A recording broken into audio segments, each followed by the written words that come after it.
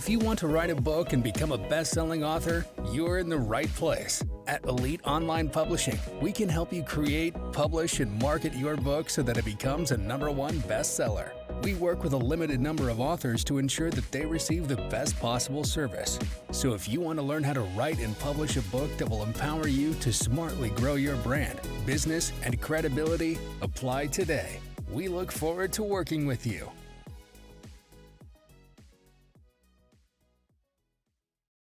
Hi, everyone. Melanie Johnson here along with Jenn Foster. We're the owners of Elite Online Publishing, and this podcast is all for authors. Everything about authorship, publishing, writing, editing, maneuvering Amazon, which, wow, we've got a real story here today. You got to stay tuned for this. This is an unusual circumstance, but we are really honored to have Stacie Bowles with us here today. She wrote a book called For a Second Chance, Turn the Page, a story of faith, prophecy, and revelation. And we are so proud her book was a #1 bestseller. Stacie, and she published with us. Stacie, welcome. Thanks for coming to our podcast today. Thank you for having me. Well, tell us a little bit about yourself, Stacie, and why you decided to start writing books and stories. Well, I'm self-employed, mother of 2, been married 30 years this May, and I very strong Christian, believe in the Lord Jesus is my Messiah, and I have had a burden as times are changing lately. I've had a burden for the people that will be left behind after the rapture. And my heart has been to get the message out, whereas pastors are preaching to accept the Lord now. I know there's going to be a huge remnant of people left behind that will have a second chance to receive Christ. And that has been my mission of getting them prepared and letting them know what they need to do and not to do.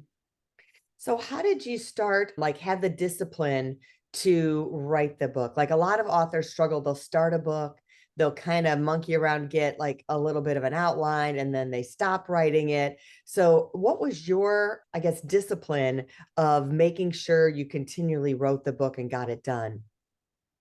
For me, this started quite a few years ago. I heard a poem in my head. I've never been a writer. I've never considered myself a writer.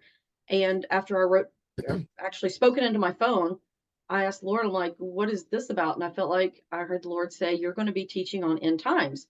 I'm like, I don't know anything about end times. Most people don't. I mean, very few pastors even teach on end times. So I started studying for years, basically. And then I decided to write the book to get the word out. And basically, I started writing it just a little before COVID happened. So when COVID happened, I had plenty of time to sit down and write it. And I actually had written a study guide that was combined.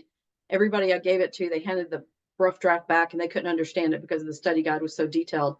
So I ended up taking all of the study guide out. Well, I call it study guide. It was actually part of the book. So I divided it up, put the study guide separate. So I'm sitting here like for a month, copying and pasting and rereading and cutting out. And then as things started changing after COVID, I more and more started seeing the handwriting on the wall of how closer we're getting to the end times and how I feel like we are being conditioned, trained, and almost like a dress rehearsal. So I actually had to rewrite the book 2 times. And then as you read the book, I bring in another character to reminisce about the past because I was like, I can't rewrite this again. I have to get it published. And so that was kind of the path. It did take a couple of years to get this book done from start to finish. I like that. I think a lot of times people think, oh, fiction is easy. You just come up with a story and write it, put it down on paper. It's like, no, there's a lot to it, right? There's a lot to it. Especially when I had to use Bible verses to back up what I was saying because I didn't want it to be controversy. I didn't want it to be where people would argue with what I would have to say. So anytime I made a comment relating to the Bible, I would use this little keyword and I would say, let's go to the word. And then I would put the Bible verse, which gives the reader the ability to either skip it or go verify what I had just said. So that took a lot of time as well. I can imagine. Yep. Wow. And then how did you find us, or how did you decide to self-publish instead of going to a traditional publisher? Being my first book, I wanted somebody more local that I knew I could pick up the phone and call that would walk me through it. And this book, kind of a bold statement, but I would say of everything I've done in my life, family, church, everything, my work. This is probably my life's work, honestly. And that was not something that I would take lightly. It's not, I wanted somebody that was trustworthy, somebody that had a good reputation, and Lily could hold my hand and show me how to do this and get it out there. Then how did it feel so many times, like when you get your book, it not only changes you, but it changes other people? What is the effect you've seen on your family saying, gosh, you wrote a book? What kind of response have you gotten? Ironically, my family is not the one I'm getting the most support from. I mean, I'm getting support. Let me change that. But they hear my faith talk every day. Mhm. They have seen so many miracles in my life with my business, and just, I won't get into that because I'll go on a rabbit trail. But my family, they live what I live. So to them, it was just another thing in ministry. My church is the one that's really taken on. My pastor, especially since it's Amazon, he is on fire. He is like mad as a hornet. And I think that the people around me immediately, they know the importance of this book. It's opened people's Mhm. eyes. Yeah, so we can talk a little bit about that. The reason why he's probably mad is Amazon did something to your account. Was it 15 days after your book was released, they decided to close your account? Tell us a Yep. little bit about what you saw happen, and then I can talk about it too. Well, I knew going into this book was going to be a struggle. There are hundreds of books that have been written about the end time. Most all of the books are about the drama of what's going to happen with the seals being open, the trumpets and the bowls, and what you're going to endure during 7 years of the tribulation. Um, they will all talk about the mark of the beast, but which is what some people believe will be the chip in the right hand of the forehead. But the thing is, nobody has ever written a book with the topic that I have, and that is to get the information out to your loved ones if they're left behind. We witness to Mhm. people all the time, and they're like, no, I don't want to hear it. I don't believe in Christ. Just leave me alone. But there's going to become a day that if you were to tell even one person in your life, look, when this happens, if it happens in our lifetime, you need to get to my house, get the paperwork, you need to know what to do. They may not listen to you about Christ now, but I guarantee you when the rapture happens, they're going to be racing to your house to get the information. I am in my mode is to plant the seed and tell people what not to do, which is do not take the mark because it will be required to buy and sell. We're being conditioned for it. It's a convenience. It's just going to come so easy once the rapture happens. But if people take that mark, they cannot go to heaven. You're worshiping basically the Antichrist at that point. You've taken Mhm. him as your Messiah. So that is my point, is getting that word out. Think that people don't realize, you can just be canceled. I mean, it started a few years ago, this cancel culture, Yep. and like you're using their platform. They encourage you to use their platform, but then you can start a business, have a message, and they just pull the plug and you're canceled. And sometimes you have to say, well, what's the bigger reason for that? And I like what you said about your pastor, that it's put him on fire. So maybe not everyone would have been as on fire if Amazon didn't do that. So now there's like this little fight and battle, and you still have distribution. It's not like it's not on Amazon at this moment, but it's going to be everywhere else. Books are sold. They can get it at Walmart and Target and Barnes and Noble. It's available. So I think that's really important to note. Don't you think so, Jenn? Yes, for sure. And even the Kindle, they still have it on Amazon. It's just Amazon isn't distributing it. So good thing we distributed it through a different source besides Amazon, right? So that it can be on Barnes and Noble, Target, Walmart, and Talia, I think, is in Australia or Germany. Bookshop.org. There's tons of places to buy books besides Amazon. So I think that your message can still get out there. And tell us a little bit about how you're sharing the message in your, like, locally and personally, like through your churches. So I see you had a stack of books earlier. Show us the cover of the book for those This of is you the book. listening. Yeah, for those of you listening, you can go on Barnes and Noble and take a look at the picture of the book. But this And Amazon still, it's still and there. Amazon Just, stuff. and I want to make a quick point that in case you didn't get it, is that when we distribute books here at Elite Online Publishing, we don't just do Amazon. A lot of publishers just put your book on Amazon and nowhere else, but we make sure it has global distribution and is distributed to all these other, not just in case something like this happens, but it's just so you have a bigger reach. But in this case, we're so glad, right, that we did. Imagine if she wasn't we didn't distribute her with the other companies, then Mhm. she would be totally shut down. Stacie would be shut down. But so Right. make sure when you're publishing your book, you're not just on Amazon, you distribute through Ingram Spark. So it's distributed everywhere else books are sold. Right. Well, and her ebook on Google Play just got released as too. So if you have an Android, you can get the book on Google Play as well. So tell us how you're doing your kind of sales or offline, word of mouth to get your book Yeah. And the noticed. wonderful reviews you've been getting, Stacie. You've got over 60 reviews already. Right. That in itself is interesting because from what I understood, if I could reach 50, which was supposed to be this milestone, it's hard to do in the first week, then Amazon would have promoted me on their own. Like they would have really pushed the book. And not only did we hit the 50, but I think we were at 60, I believe, by the time that time frame ends. So I've been getting great reviews. I've only had one negative review. It's basically someone who doesn't believe in the rapture. But hey, those are the people I want to reach. I was so excited for a 1-star review because it means I reached someone that doesn't believe the way I believe. And when the rapture happens, they've got the message. And that's who this book is for. So I want to go around to churches and start speaking and different events. I want to start doing book signings and get it out there. And I know that once I start getting it into some churches, it's going to spread like wildfire.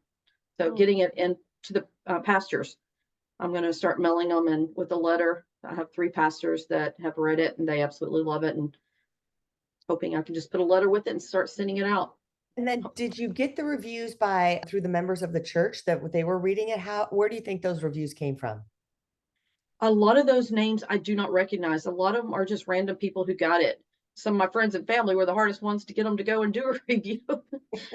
They kind of take it for granted, but I did recognize some of them. They're through my work, some are through the church, but more than half of them, I did not recognize the names and couldn't place it. So That's amazing. Yeah. What do you think surprised you the most about having your book published? one, the accomplishment. I mean, that was great. The biggest surprise is now that it's done. And the more I think about the fact that this one message has not ever been put out there, I'm kind of in awe that the Lord asked me to do this. That's an honor that I was chosen for this, to get this message out. Yeah. And I really want to make a point too, kind of going back to the plans that you have. And I think it's important if you notice, everyone, if you're an author out there, Stacie's not like, oh, I'm just going to sit back and see if my book sells. No, she's taking action. You're taking action. You're sending your book out with letters to people that can have an influence and distribute your book. Like, the churches, hey, here's my book. I want you to read it. And I'd love for you to carry it in your bookstore. So that's that call to action where you've got a plan, your target audience, and you're marketing to it. And that's what we tell authors all the time. It's really that grassroots, boots on the ground type of work that an author has to put in. So I want to commend you for doing that, Stacie. Thank you. Yeah, that's awesome. So do you recommend people use self-publishing or go with someone who is an independent publisher like us? How was your experience working with us? I would definitely go with someone like you guys. I'm so grateful I didn't try to self-publish. I would have made all the mistakes. I mean, you guys have the experience. That's why I came to you. If your book's important, go to someone who knows what they're doing. And, with things, it's never a perfect world, right? Did you feel like you got the support? And when this thing happened with Amazon, how were we for that part of your journey? I feel like you had my back. I would not have even begun to know where to start if that had happened and I was on my own trying to self-publish. You guys were holding my hand all the way, helping me, and I appreciate it. Can't wait for my next one to go through you guys too. That's good. I actually have a funny story to tell to kind of show what kind of support Amazon gives. So I was told by someone that if your account gets locked, you could call Amazon retail side, and then they'll transfer you to the Amazon Kindle Direct Publishing side so that you can get your account unlocked. Well, this account wasn't actually locked. It was closed, which is different. And so Amazon was only allowing Stacie and I to email. They weren't allowing phone calls. So I called Amazon retail and talked to 3 different people. So I kept asking for a supervisor. And each person didn't really, I don't think, understood what I was talking about. And I tried to explain to them it's Kindle Direct Publishing. Like I was trying to explain to them it's not Amazon.com. I want to talk about my account at KDP. And they gave me a phone number and an email, and I emailed the email they gave me, and I called the phone number they gave me, and it was for Kappa Delta Pi, which is like a sorority group. And the email immediately came back and said, I'm sorry, we're not associated with Amazon's KDP. And I just laughed because here the retail side of Amazon doesn't even know anything and it isn't even willing to help you. And Kindle Publishing shut down, I think it was probably like 6 months ago, they shut down their phone calls and they changed all the way that you can do, because they used to be able to contact them a different way and you'd have a phone number and they would call you back. And now Kindle Direct Publishing doesn't have that, where you can call, especially if your account's been shut down. So there was a way, like if I went into someone else's account, but then I'd be in my account instead of Stacie's, and then it's all confusing and they don't know what they're doing. Anyway, they've basically fired a lot of their people at Kindle Direct Publishing. And so that cancel culture, and just like, I just laugh because, such a huge corporation and a huge, Kindle Direct Publishing has been around for so long, and they're such a huge arm of Amazon. That's where they started, is selling books, and they don't have anyone to help you. So I just think it's ironic, really, Yeah, and it's interesting. Amazon, the revenue from last I read from books is 14%. Now, maybe they have other things that are way more percent, but that still seems like a big chunk of their revenue is selling books, is 14% of their overall billion-dollar company.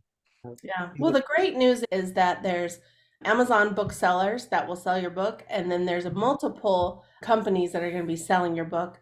And we've also distributed to libraries. So if you want to read her book and you can't find it on Amazon or on Barnes & Noble or on bookshop.org, you can go to your local library and request it, and you'll get it there as well. Yeah. But the good news is we're going to keep you posted on this story if Stacie is fully back up on Amazon and what's going on, because it's kind of interesting and it's kind of scary for authors that you could just be shut down. We don't know really if it's for her content, because we had another author this happened to, and her book was about comedy in business, comedy in the boardroom. So you're like, what was that about? And the same thing happened. So it was you just never know what they're going to do. I think AI is getting in the way, and they just have some algorithm that the computer is doing it, and that's why you can't talk to a human anymore. So we're going to keep you posted on that for sure. Yeah, our author last January, that happened, Nicole Cohen, that happened to her, Improv at Work. And she had a silhouette of a girl on the front cover, and I'm thinking maybe AI thought that was like, a neurotica book or something. I don't know, not neurotica, what is it called? Romance or whatever. Erotica book. I don't know. Well, and that's the other funny thing. You think if there's a bunch of erotica books out there on Amazon, and they're not shutting those down. They're top sellers. Yeah, there's a bunch of raunchy stuff that's really evil and bad, and those are okay to stay on there. But gosh, if you're going to talk about God, and your book is fictional, it's just, anyway, it's just true. The person we learned from, Mike Koenig's, from the time we learned from him and Facebook was out, but not all these other platforms were out, he just was really doesn't like any of these platforms. He badmouths all these platforms that, it's like the evil person behind it, but you have to deal with them because that's just how it is right now. So anyway, well, thanks for coming on, Stacie. Make sure you guys go look up her book, For a Second Chance, Turn the Page, A Story of Faith, Prophecy, and Revelation. Stacie Bowles, and it's Stacie, and last name is Bowles. So check her book out. And, you're going to feel kind of special because it's something they don't want you to read, right? So we always want things like, ooh, I'm not supposed to read this. Let me read it. So get out there and get her book. Appreciate you, Stacie. Thank you. Have a great day, everyone.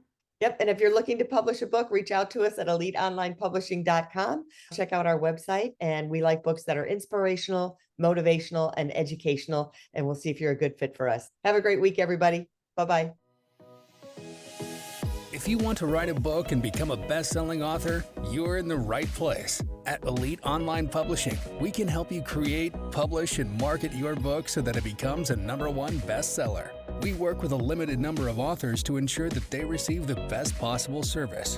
So if you want to learn how to write and publish a book that will empower you to smartly grow your brand, business, and credibility, apply today. We look forward to working with you.